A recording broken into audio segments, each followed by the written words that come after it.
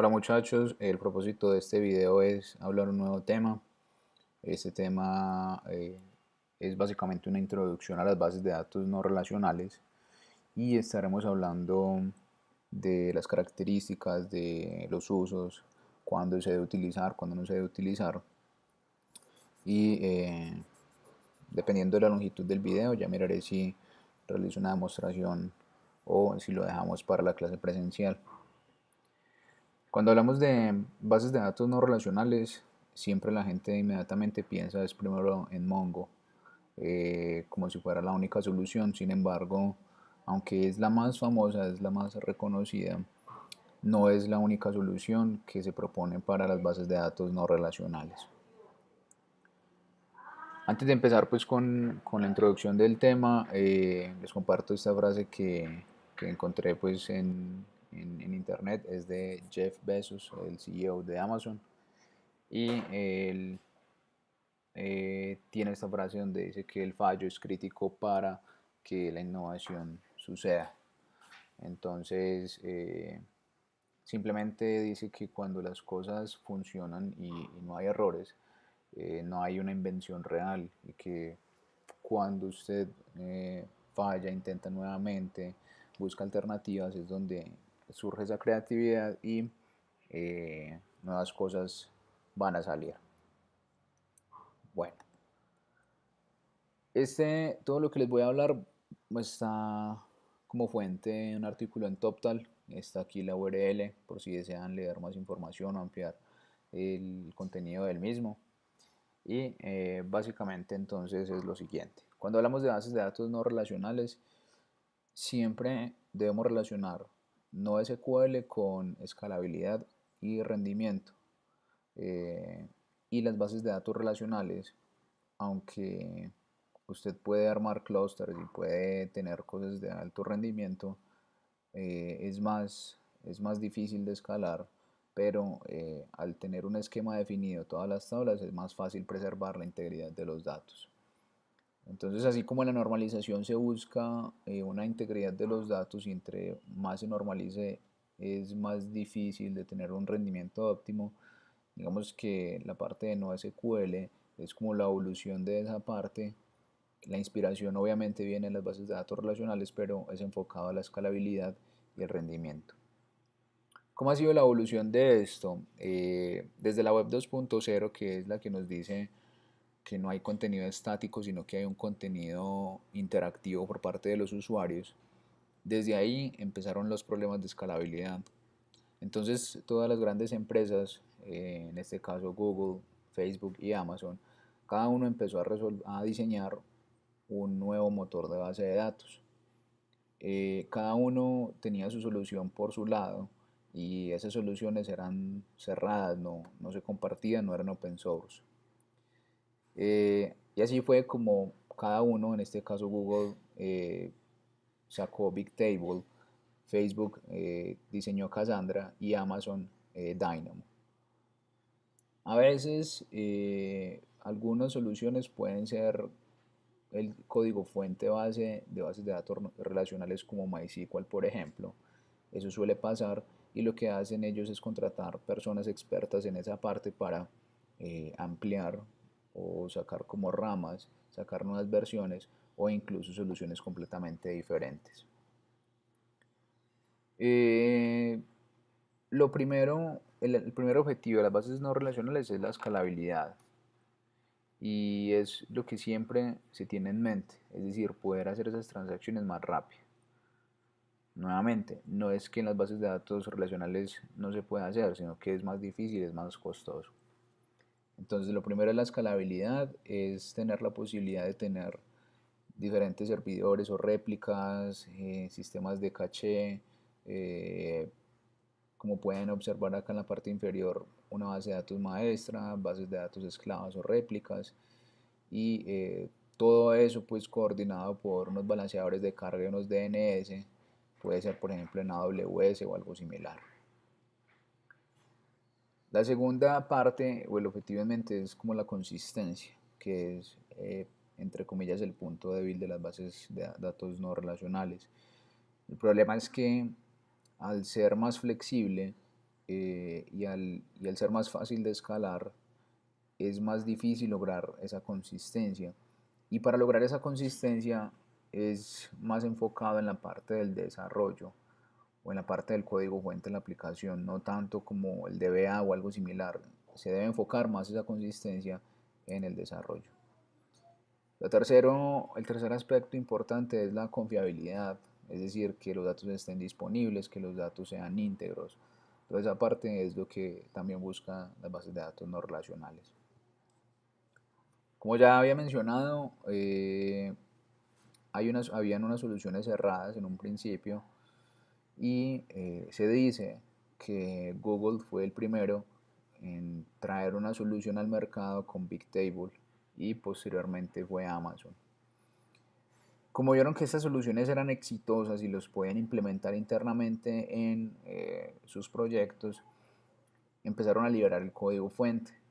Cuando liberan el código fuente se viene el boom similar a lo que son los frameworks JavaScript, que son de distintos tipos y logran diferentes alternativas para tener un fin en común. De esa manera, asimismo, inmediatamente salen un montón de bases de datos no relacionales, de motores de bases de datos no relacionales que son incontables. Soluciones como Hypertable, Cassandra, Mongo, Dynamo, HBase, Redis, todas son soluciones que salen del código fuente de esas soluciones cerradas y luego se liberan. La analogía entre las bases de datos y relacionales y no relacionales las podemos ver en esta imagen. En la parte izquierda encontramos lo que nosotros conocemos. Cada documentico que está acá es una fila y la fila debe ser igual a las demás.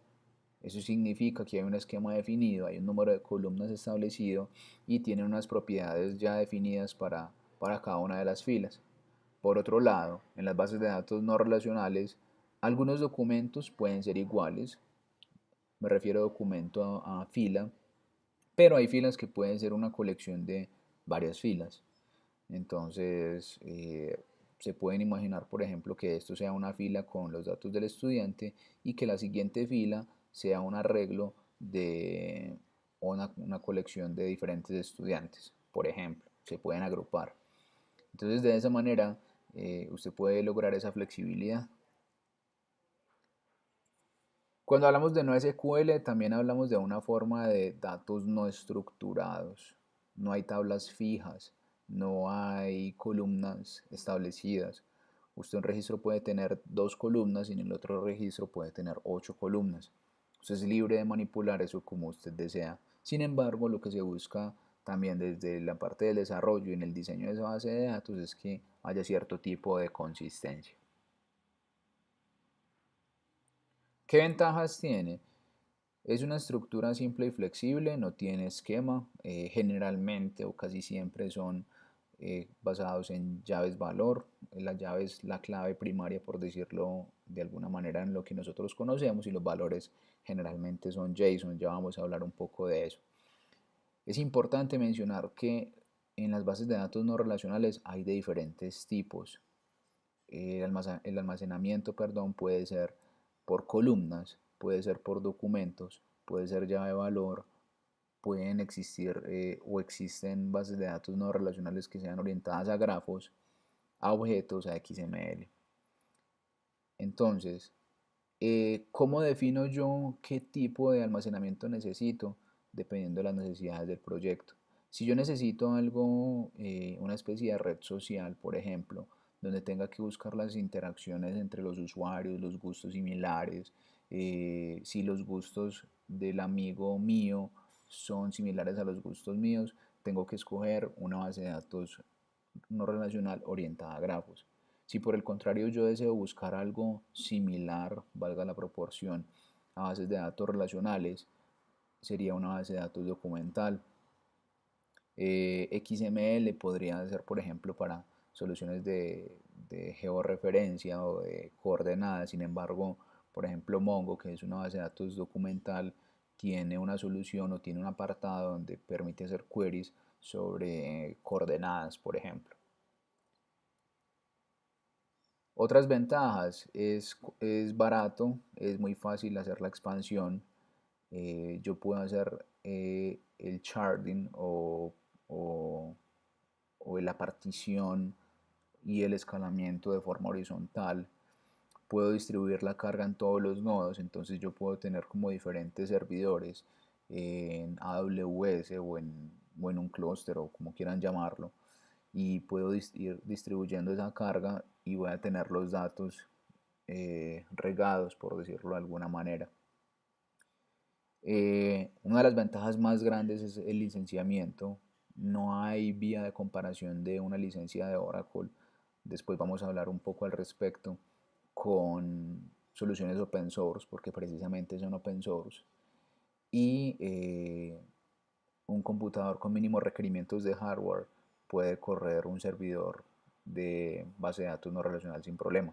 Ya hay otras cosas a tener en cuenta, como el ancho de banda, como la tarjeta de red que tiene ese servidor, si es de gigabytes o si es de megabytes, el tipo de tarjeta que tenga. Son cosas ya que se deben tener en cuenta, las VPNs, la red local donde está montada, ese tipo de cosas. ¿Qué desventajas tiene?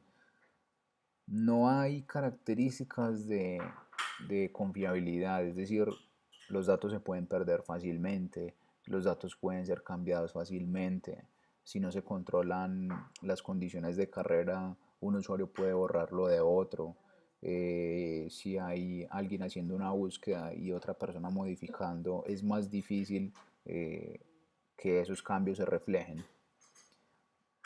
No se cumple por defecto nada del principio ACID, es decir, no hay atomicidad, no hay consistencia, no hay aislamiento, no hay durabilidad. Y toda esa carga, al ser tan flexible, se traslada inmediatamente al desarrollo, a la parte del código donde está implementada esa base de datos. Todo esto se traslada al código, es decir, hay más validaciones, hay más trabajo para que esos datos sean consistentes. Al igual que la normalización, hay un intercambio entre la consistencia de los datos por rendimiento y la escalabilidad. Entonces, recuerden que entre más se normalice, los datos son más consistentes y hay menos rendimiento. Entre más se desnormalice, hay más rendimiento, hay menos consistencia en los datos. Si pueden hacer una analogía, lo que llamamos del curso, con las bases de datos no relacionales, es que pasa lo mismo con las bases de datos no relacionales. Hay un intercambio entre consistencia y rendimiento y escalabilidad. ¿Qué otras desventajas tiene? Que muchas veces hay que implementar sobre código propietario o si usted modifica, por ejemplo, el código fuente de Mongo para una solución propia, es más difícil que alguien sepa cómo manipular ese código después si la persona no está disponible o el grupo que hizo esos cambios no está disponible. Son cosas a tener en cuenta. Hay más complejidad en la parte, por ejemplo, de los queries. No todos los motores de bases de datos no relacionales permiten hacer queries similar a lo que nosotros conocemos. Todavía es muy discutido si se puede implementar en sistemas de bancos por la parte de las transacciones. Hay personas que dicen que todas las operaciones donde involucre dinero definitivamente no se pueden montar en una base de datos no relacional, simplemente por esa consistencia en los datos de dinero. Hay otros que difieren de ese concepto y dicen que siempre y cuando el código fuente esté bien montado, no hay problema en que en sistemas bancarios manejen ese tipo de transacciones sobre bases de datos no relacionales. En mi opinión personal, yo digo que todo lo que involucre dinero o todo lo que involucre transacciones debe estar en una base de datos relacional. Y en una base de datos no relacional, cosas como foros, cosas como chats, cosas como información de, por ejemplo, de archivos que van asociados a, al proyecto, cosas de coordenadas. Por ejemplo, ese tipo de cosas se pueden manejar más fácil en una base de datos no relacional. Puede pasar que al final en un proyecto terminen manejando los dos, es decir, o los dos tipos, y generalmente eso es lo que sucede, porque esos motores están diseñados cada uno para sus cosas. Hay personas que incluso se atreven a decir que las bases de datos relacionales están muertas y ya van a desaparecer del mercado, lo cual no es cierto. Eh, Hace poco yo leía una opinión de alguien en internet y dice que simplemente como esto se volvió una moda, que simplemente como se volvió el boom del mercado, y al igual que en JavaScript, por ejemplo, hay muchas personas que se atreven a decir que lenguajes como PHP, como Java, como Ruby van a desaparecer por el mero hecho de que JavaScript en este momento esté liderando el mercado con React, con React Native, con React Redux, con Angular, con Ember, aunque Ember es menos conocido y menos utilizado, como el mero hecho de que se puedan montar soluciones web con, por ejemplo, JavaScript o con framework JavaScript. Muchos dicen que el backend o los lenguajes PHP, nuevamente Java, Ruby van a desaparecer, lo cual no es cierto. Java es un lenguaje que ha sido establecido por mucho tiempo y sigue estando y sigue siendo muy fuerte, sigue existiendo muchas oportunidades de mercado. PHP, Facebook implementa su propia solución en PHP, por ejemplo. Entonces, todo depende, es más la manera en cómo se implementen las cosas. Y el hecho de que las bases de datos no relacionales tengan muchísimas ventajas sobre las bases de datos relacionales no significa que vayan a desaparecer ni mucho menos.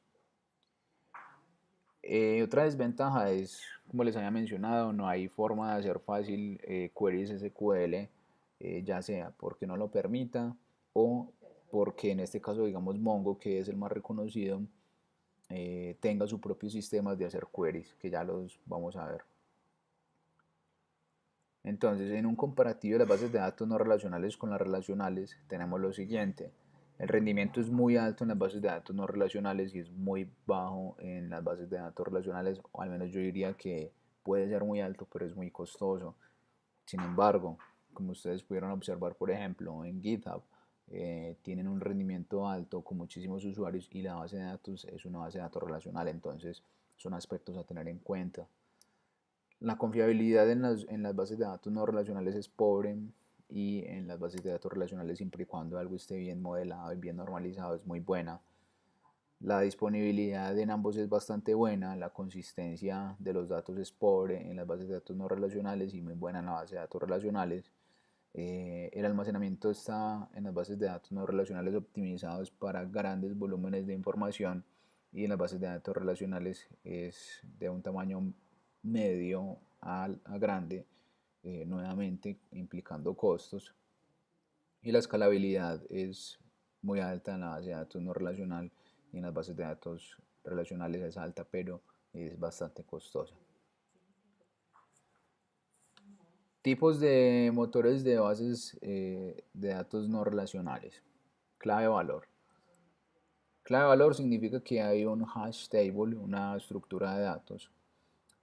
Todos los elementos de esa tabla, por decirlo de alguna manera, apuntan a un ítem. Entonces tenemos unas claves, que son en nuestro caso la clave primaria, y los valores, en este caso es por ejemplo un JSON. Un JSON es esta estructura de abre llave, cierra llave, y en este caso solamente tiene un string. Si recuerdan en la parte de la charla de GitHub, una de las soluciones que ellos están proponiendo es esta, y si recuerdan donde dicen que manejar todas las tablas en una sola, es porque es esta solución, la clave de valor. Es decir, lo que están buscando es una solución de base de datos no relacional sobre una base de datos relacional, es decir, un híbrido o una mezcla entre los dos. Permite hacer sistemas de cacheo, es decir, hay más rendimiento. Los valores o los tipos de datos almacenan strings, JSON, blob, eh, no hay consistencia. Y el ejemplo más práctico es Amazon DynamoDB, que es una de las soluciones que ellos ofrecen en su paquete de AWS. Las bases de datos documentales, que son las más famosas, o porque Mongo es el más famoso, es similar al sistema de clave valor, pero no tiene esquema. y se puede hacer un encoding, es decir, se pueden guardar datos de tipo XML, JSON, BSON, que es propio de Mongo, por ejemplo. Usted puede hacer queries, es decir, puede buscar los estudiantes que tengan la nota mayor a 3, menor a 5, en los cursos que correspondan a los ID este y este. Eso se puede hacer. Pero si ustedes bien recuerdan, las bases de datos relacionales tienen el estándar SQL. Y SQL, al ser un estándar por la W3C, significa que todos, es decir, MySQL, SQL Server, Oracle, Postgres, tienen que tener la misma estructura para hacer queries. Que ya cada uno guarde los datos de manera diferente es una situación aparte, pero el select va a ser el select asterisco from en todos sus motores de base de datos. Aquí el query es diferente. La, hay que aprender nuevamente cómo hacer los queries, por ejemplo, en Mongo, porque son muy diferentes. El mayor que no es el símbolo de mayor que, sino que son las siglas GT, que es greater than, por ejemplo. Entonces, hay que reaprender a hacer los queries y esa es la dificultad de las personas que manejan por mucho tiempo bases de datos relacionales y se pasan a un motor de base de datos no relacional. No es la implementación, no es la facilidad, no es el rendimiento, es la complejidad para hacer los queries porque ya la lógica cambia. Y el ejemplo más práctico es Mongo. Aquí podemos ver un documento. Entonces, la primera diferencia, para lo que nosotros es una fila, para Mongo es un documento. Entonces, ¿qué es un documento? Un registro que es un JavaScript Object Notation, es decir, un JSON, tiene un ID que es igual para nosotros una clave primaria. Si usted no asigna el ID, Mongo automáticamente lo asigna. En este caso tenemos 1, 2, 3, 4 atributos o 4 propiedades. La segunda es el nombre de usuario, es un string. Y el contacto y el acceso son subdocumentos. ¿Por qué son subdocumentos? Nuevamente se abre y se cierra la llave y aquí puede usted tener el número del teléfono y el correo. Y en el otro, que es el acceso, tenemos estas dos propiedades, un número y un string. Entonces estos son subdocumentos que están embebidos dentro de un documento más grande y esa es la gran diferencia.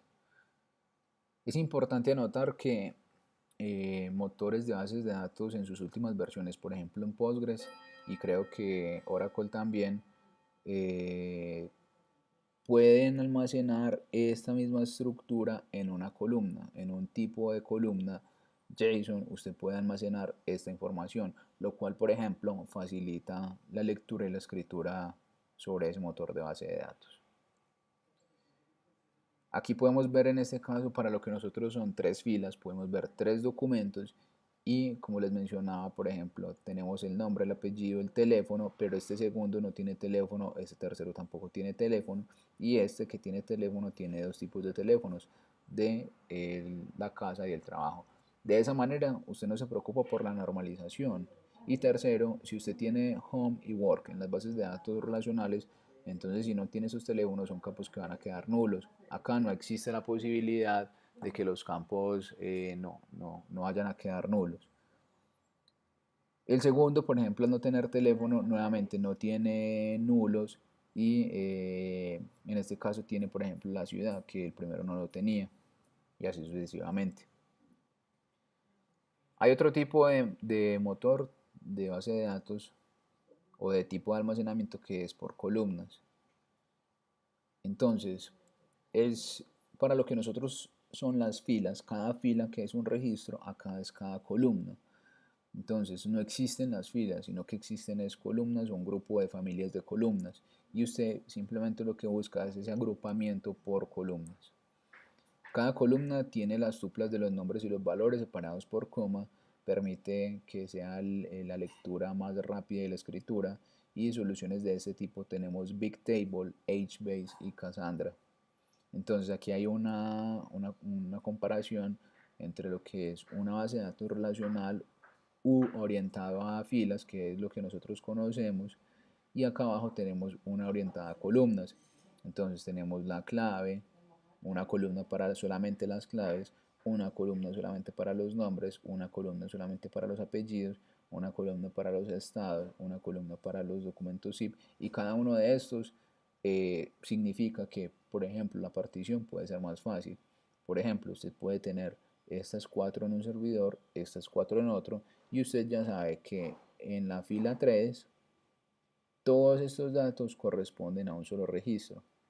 Simplemente lo que busca es que sea más fácil la partición.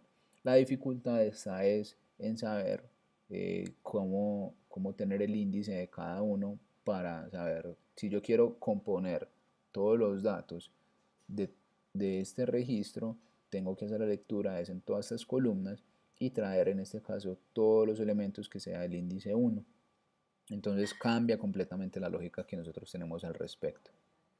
Aquí hay otro ejemplo, la misma situación, tenemos las filas y aquí tenemos esta misma información basada en columnas, entonces es un tipo de base de datos no relacional. Y el último tipo es las orientadas a grafos. Los grafos tenemos, como ustedes bien conocen, por algoritmia, es una estructura de datos donde hay unos nodos y unas rutas que son pues los vértices y los edges. La aplicación principal son las redes sociales. Siempre que ustedes le mencionen en un proyecto red social, es porque probablemente la solución de base de datos no relacional principal sea orientada a grafos. Y aquí lo que buscamos, esta es la palabra clave, es enfocarnos en las relaciones, cómo están unidos esos objetos, qué gustos comparten, qué cosas hay en común, qué cosas no hay en común. Los ejemplos más prácticos y más fáciles son Infogrid e Infinity Graph, son los ejemplos de este tipo. Entonces, aquí podemos ver un claro ejemplo de un grafo que simplemente es un árbol pero con una estructura diferente. De hecho, el grafo viene la parte teórica y viene es inspirado en los árboles.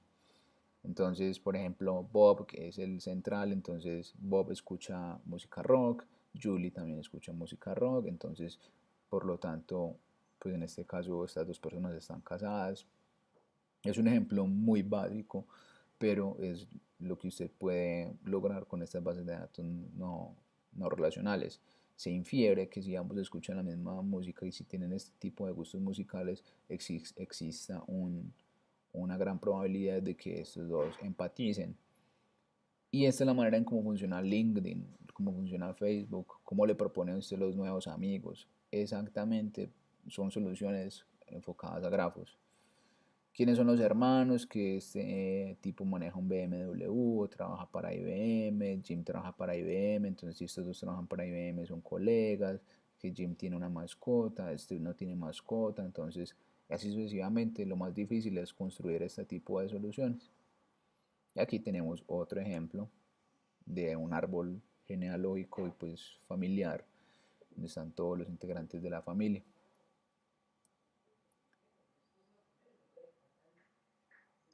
Los motores de bases de datos no relacionales o los ejemplos más claros, los más famosos están acá listados.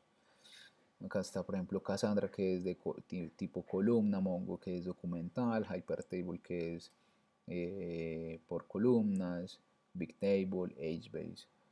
La manera de hacer los queries, estos son MapReduce, generalmente, no siempre, MapReduce son soluciones que vienen de Java y de Scala, generalmente. Es decir, hay que tener conocimientos en Java para usted hacer ciertas cosas acá. Mongo tiene su propio sistema de hacer query. Por ejemplo, HBase y CouchDB son REST, es decir, que usan el protocolo get, post, put, update para hacer los queries. Entonces, si usted quiere consultar, hace un get a un endpoint con ciertos parámetros y eso le trae los resultados generalmente a un JSON. Mongo es TCP/IP, similar a lo que tenemos por eso es el más parecido a nuestras soluciones de base de datos relacionales, donde usted se conecta a un host y se conecta a un puerto. los lenguajes pues en los cuales está inspirado pues como cada uno o en los que está hecho el código fuente sobre qué lenguaje reside. Por ejemplo, Erlang es enfocado a comunicaciones y parte, por ejemplo, de la solución de WhatsApp está montado sobre Elixir, que viene de Erlang y es enfocado a comunicaciones. ¿Quiénes son open source? Y las réplicas si son asíncronas o asíncronas, que en este caso pues todos son asíncronos. Finalmente, para terminar este video, tenemos las estructuras de indexamiento, que son cosas que ya hemos hablado, pero vamos a complementarlo. Entonces, así como en las bases de datos relacionales se puede hacer una indexación, aquí también es posible lograr esa indexación con los mismos algoritmos que nosotros conocemos. Es decir, en Mongo también existe ese concepto de índice y usted puede crear índices para que las consultas sean más rápidas y va a hacer unas búsquedas transversales por esos índices. Esa parte no cambia mucho, la verdad. Entonces tenemos B-tree, que es parte de árboles balanceados. Eh, tenemos aquí un ejemplo en balanceados y no balanceados. Y por ejemplo acá les voy a mostrar,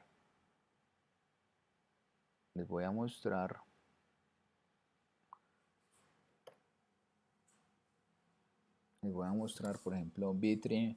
Esta es una página que me parece muy buena para recordar esos conceptos de algoritmia, cómo funcionan este tipo de algoritmos. Y el concepto es el siguiente: usted puede aquí insertar los valores y hacer la simulación de cómo se van insertando. Algo importante acá y cómo se va balanceando el árbol. Algo importante es que usted aquí selecciona la profundidad máxima de esto. Entonces, como nosotros tenemos tres, por ejemplo, este árbol no va a ser binario, sino que inmediatamente siempre se va a ir transformando para que la profundidad sea máximo de 3. Entonces mire que aquí ya se convirtió en trinario. Y este mismo concepto es el que aplican, por ejemplo, esos motores de base de datos relacionales y no relacionales. Cada vez que usted inserta un registro, siempre pasa esto que estamos viendo en pantalla. Cuando nosotros creamos un índice, cuando creamos una clave primaria, eso es con lo cual el sistema realiza las búsquedas. Esta animación me parece excelente para recordar cómo es que se van balanceando los árboles, cómo funciona. No es de nuestro curso, no es competencia nuestra, pero entonces mire que aquí la profundidad del ser 3 no va a pasar de ahí. Ese es el primero. B menos o B minus 3 es diferente a B plus 3. Son dos algoritmos distintos, aunque sean similares. Eh, Aquí podemos tratar de insertar valores en la misma manera en que lo estábamos haciendo. Y la diferencia es que aquí hay una especie de apuntador en el cual se van relacionando como los nodos primos, por decirlo de alguna manera, o los hermanos. Entonces, ya cada uno tendrá pues ciertas optimizaciones. Este B plus 3 es inspirado en el anterior. Entonces, no vamos a entrar pues en más detalles ahí, simplemente les quería mostrar. Y el AVL, que también lo vamos a hablar en un momento, es una solución donde es más la parte de, este sí es más binario y tiene unos apuntadores. Este sí, mire que no tiene una profundidad, por lo tanto este sí se va balanceando automáticamente para que sea binario. Podemos ver cómo funciona.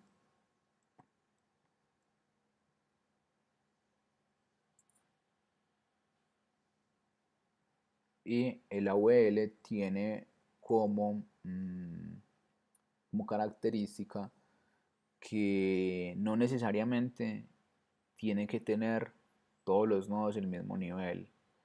En los demás, en el B3, por ejemplo, un árbol binario balanceado, que tenga esa restricción, este por ejemplo no podría ir acá. Si esto pasaría, inmediatamente se tiene que reestructurar para que todos queden al mismo nivel. En este caso la URL no tiene esa restricción, entonces puede pasar que los nodos de la derecha sean mayores que los de la izquierda o viceversa. Entonces eso es algo a tener en cuenta. Y eso obviamente afecta como tal el, el rendimiento pues, de la base de datos. Mire lo que va pasando en este caso. Si yo inserto datos repetidos, él también lo va a hacer sin problema. Que por ejemplo en nuestro caso en las bases de datos relacionales, si tenemos una clave primaria, eh, inmediatamente eso no lo permite porque son índices únicos. Entonces miramos acá, por ejemplo, si nos devolvemos nuevamente cómo se balancea el árbol automáticamente a estar este 1 ya repetido. Ah, bueno, había borrado el 2. Entonces de esa manera aquí se va a balancear para que quede el 1 y aquí quede el que es menor o igual y el mayor. Ustedes pueden acá visitar la página, tiene muchísimos más tipos de algoritmos, tiene listas, colas, pilas, tiene todas las indexaciones que hay, faltan algunos, los algoritmos de ordenamiento, mmm, de algoritmos de grafos, por ejemplo, que también son importantes pues verlos, y así sucesivamente. Bueno.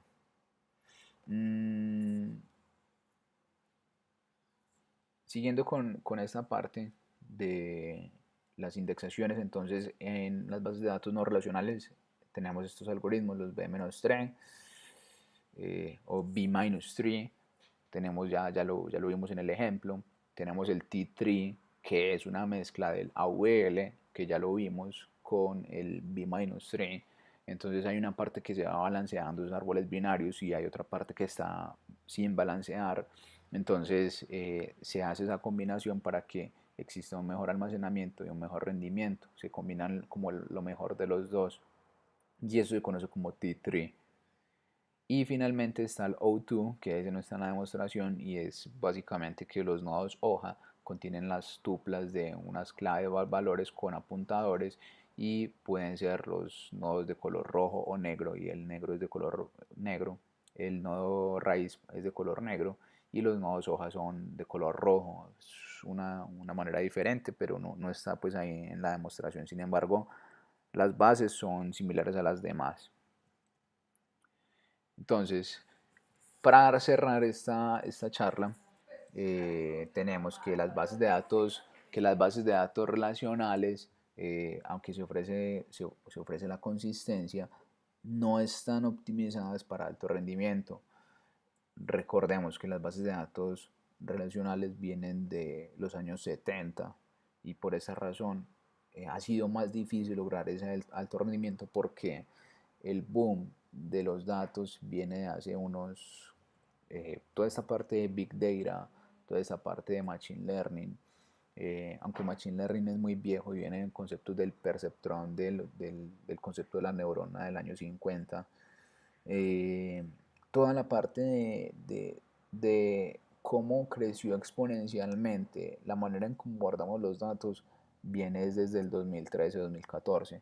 Ya habían indicios desde el 2005-2010, pero cómo empezamos a recolectar los datos y a capturar los datos con el boom de los celulares, la facilidad del acceso a Internet y pasamos en unos 5 años a almacenar más más de 5 veces de lo que teníamos en más de 20, 30 años. Entonces, por esa razón, las bases de datos relacionales tienen esa falencia, sin embargo, o sea, con cada versión que sacan las empresas que desarrollan este tipo de soluciones, hay mejores soluciones, hay cosas que se sobrellevan, pero las bases de datos no relacionales entonces tiene esa facilidad que al tener otro problema, un enfoque diferente, pues se enfocan es básicamente en cómo solucionar los temas de alto rendimiento, de alta lectura y alta escritura, sin dejar de lado la consistencia, pero es su punto débil. Siempre tiene que existir un intercambio de un beneficio por cosas que no son tan óptimas. Entonces esta era una charla que les tenía para el día de hoy. Luego de esto que sigue, ya voy a mirar si hago un segundo video o si lo podemos ya hacer de forma presencial para hacer una práctica en Mongo para que ustedes vean las diferencias. Ahí me imagino que habrá personas que ya lo habrán trabajado y los que no, pues tengan también esa habilidad de cómo hacer queries básicos en bases de datos no relacionales. Cualquier duda me pueden escribir, me pueden buscar y espero pues que les haya parecido interesante esa parte, aunque es muy teórica. Chao muchachos, hablamos pronto.